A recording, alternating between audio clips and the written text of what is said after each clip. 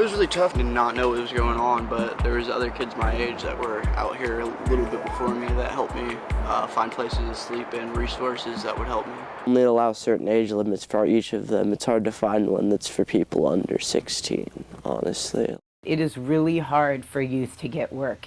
And so a lot of these homeless youth, the only way that they have to support themselves is through panhandling. Flying a sign one time, I actually had somebody throw crumbs at me. They opened up their window and threw crumbs at me. And it was so degrading and disgusting to me that somebody would just think that was funny. They were laughing at it.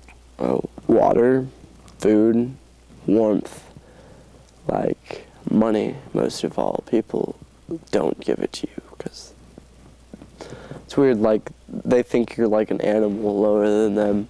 A lot of people just walk past you when you're starving. With the poverty and seeing people on the streets, it's like we don't want to admit it. We're better than that in some kind of way. We're better than that because we just choose to hide it away or ticket someone or put them in jail because we don't want to see it. When I was flying a sign, I just wanted somebody to say hi to me because I just felt like I was nothing. I was just invisible and there was nothing I could do about it. There's a lot of wisdom out there and a lot of just unseen virtues, you might say, in people that you just don't see from the outside necessarily. So give yourself a chance. It's like smelling the roses, talk to a homeless person. You'll learn something. If you are an unhoused youth in Eugene, you are almost always going to end up in trouble because you are being targeted by the authorities in an effort to get rid of you. They want the youth off the streets. Whether they have a place to go that is safe is not a concern to most police officers. I went to jail for my first time for being asleep at 1 in the morning. Wow. How'd you feel about that? I cried.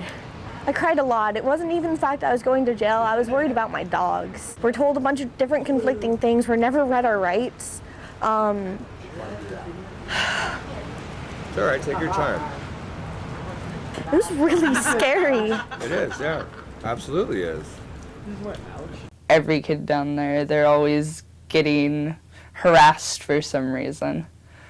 I mean, really, they're just standing there and talking and waiting for their bus, waiting to go home, waiting till it's a reasonable time to go somewhere else to sleep. If we want to see any kind of happy solution to this issue, we have to do it in our community. We have to help out the person we see on the street that's flying a sign. Don't just assume that they're there because of the choices they made in their lives.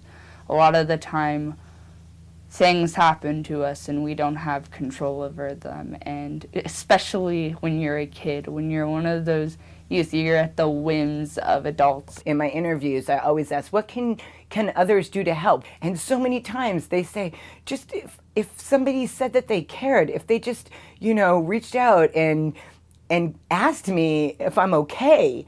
It's that little tiny thing sometimes that we do for our fellow human being that changes the world. This is how we create the world we want to live in. You can just show them, wow, this is kindness, this is what it feels like, this is the ways you can get it, maybe more easily than you've been trying to get it. And the community really helps with that because knowing people care about you is what everybody wants.